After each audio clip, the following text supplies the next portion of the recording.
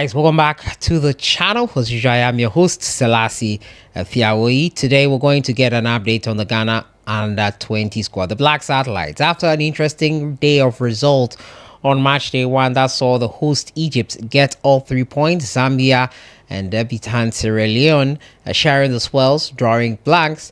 It's now focused on the teams. As I said yesterday in my video, the team squad for only Group A, 4 teams in Group A, is already out. The other teams are yet to be finalized. But reports are indicating that Ghana will get the services of a player who was very instrumental in getting us to this stage, AFRIYIE'S. We'll get the details on that.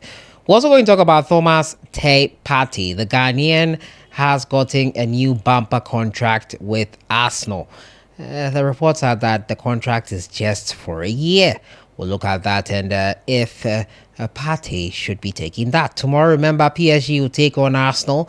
And the Gunners are looking to be in the final in Munich. And PSG is standing in their way. Over 2 legs, which starts tomorrow. The other game sees Barcelona take on Inter Milan. We'll look at all that today. As usual, subscribe if you haven't. Click on that notification bell to get more updates. Before we jump into it, I would like to plead with you guys to follow our new Twitter page. Our Twitter page has been compromised and we don't have access to it. I don't have access to it. So I've created a new Twitter page, which I have full access to. Kindly follow the page. I'll leave it as the first comment pinned here. Follow our Twitter and follow our new Instagram page as well. You can scan the QR code and follow our Instagram page as well. I appreciate that a lot, guys. Kindly do that for me. I appreciate it so much. We'll jump right into it. And as we already know, the Ghana Under-20 squad is yet to be finalized. And it's going to be interesting which players will make up the final 20 for this tournament, the final 22. Remember, 16 traveled from Ghana, and we've seen Abdulaziz Issa, who is with Barca Athletic, already joined the camp. Reports are that AFRIYIE'S, the man who scored the Thunderbolts versus Uganda in the final of the Villa Africa Games to get us here, the young man who was also instrumental in the CAF competition, that's the WAFU Under-20 Zone B competition, and got us to the final, is set to join the team. He was also impressive on his debut for the Ghana Black Stars.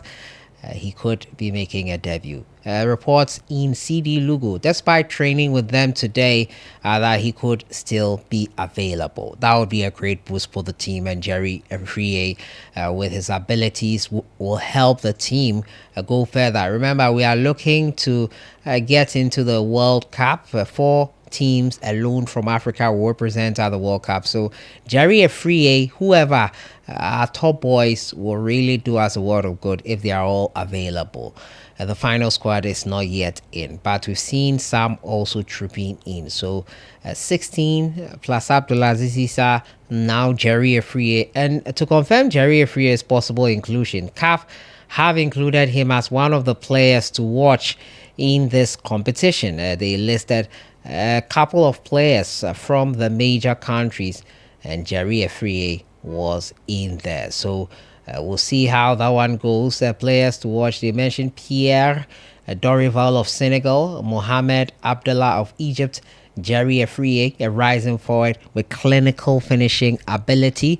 He was named Parabo Aheri of Nigeria, a lethal striker who impressed during the qualifiers. Nigeria won the Zone B competition, so yeah, it's going to be interesting. We hope that Jerry does light this tournament up.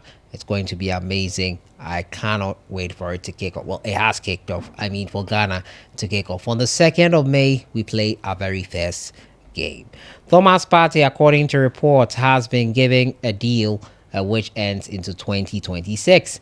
And now Arsenal have officially offered Partey a new contract, which will keep him at the Emirates until 2026, with an option to extend for another year until 2027. And Nico Skeria reports. The Ghanaian midfielder, who has returned to consistent form and is keeping fit, I'm impressed by that, in recent months, remains a key figure for Mikel Arteta's plans. Multiple reports that Arsenal views Partey as an important part of their midfield setup for the next season. Despite ongoing discussions about strengthening the squad, Partey's current deal was set to expire in 2025 June. That's in a couple of months' time. The Gunners are keen to secure his future early. His experience, composure, tactical intelligence continue to make him a vital asset, especially as Arsenal aims to maintain their competitive edge. Yesterday, they lost the English Premier League title, unfortunately, to Liverpool. They have all the attention and eyes on the Premier League title. So the Gunners would be fully focused on this one, and hopefully they can get into the final at least. PSG will not be a walkover. Neither will the Gunners be a walkover. So it's going to be a good contest tomorrow. Arsenal will play home to PSG before traveling to France for the second leg. It's going to be an interesting encounter. Inter Milan as well will be taking on FC Barcelona. And Inter Milan are on their worst run of form at the time of the season when they need to be up there. It's crazy. They lost over the weekend, and now to AS Roma, who are on a resurgence of their own, and now they sit second, 3 points behind Napoli, who have taken over top spot. Scott McTominay being the main man there for them. So Arsenal would want to take advantage of how things are going crazy, but there's Barcelona to worry about in the end should they get there. They'll say, let's get there first. We'll cross that bridge when we get there. And they'll be right to say exactly that. So we'll talk about our final story, which has seen the FA come under some criticism. The Ghana Premier League has no sponsors, but the FA have now gotten a new deal for the Black Stars worth 20 million Ghana cedis from KGL. They've come under the cush as the Premier League is still struggling to get sponsors.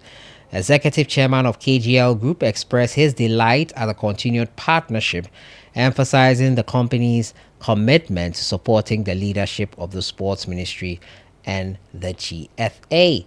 A 20 million Ghana cedis sponsorship with KGL for the Black Stars. Citizens on social media voiced their concern, suggesting that the GFA is overly focused on the Black Stars and their international prospects, often securing major sponsorship deals and media attention, while the local game continues to suffer. This weekend is the Super Clash. You see everyone clamoring and talking about the Super Clash. After that, everything dies down.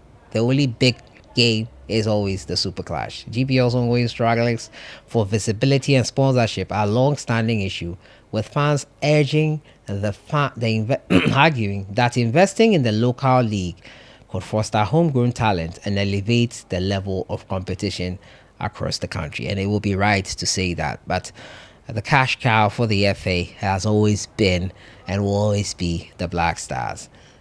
Not really interested in the league from the look of things. They might say something else, but their actions are exposing them. Let me know your thoughts in the comments box on everything. Lucky enough to be on TV3 over the weekend. I'll be bringing the video here to you guys on this channel. My full interview on TV3 warm-up plus over the weekend on Saturday. In case you missed it, I'll bring the interview in another separate video. I'll see you guys in the next one. Have a great week.